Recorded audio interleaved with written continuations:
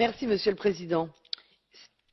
C'est tout d'abord un hommage appuyé que nous devrions rendre aux forces armées ainsi qu'aux civils camerounais engagés dans une lutte sans merci contre Boko Haram.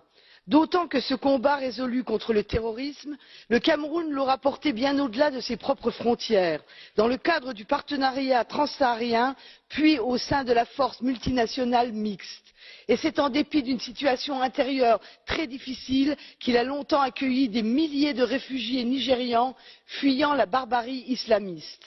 Voilà les faits d'armes du Cameroun à des années-lumière du portrait au vitriol que certains croient bon de brosser. Ce pays, gage de stabilité dans une région tiraillée par des tensions multiples, se prête mal aux simplifications outrancières. Tout d'abord parce que les dissensions entre anglophones et francophones sont moins le fait d'antagonismes profonds que d'intérêts économiques bien compris.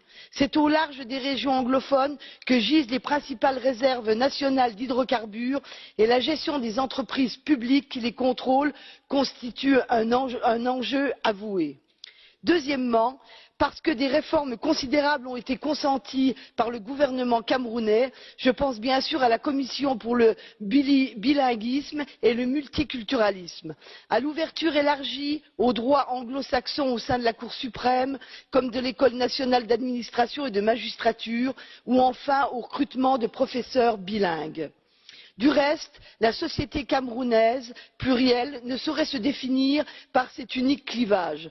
Combien d'anglophones vivent aujourd'hui dans des territoires francophones et inversement? Tout communie pourtant dans les mêmes valeurs, les mêmes références culturelles et dans l'amour de la même patrie. C'est ce Cameroun là que nous devons soutenir sans parti pris, sans ingérence et surtout sans condescendance. Je vous remercie.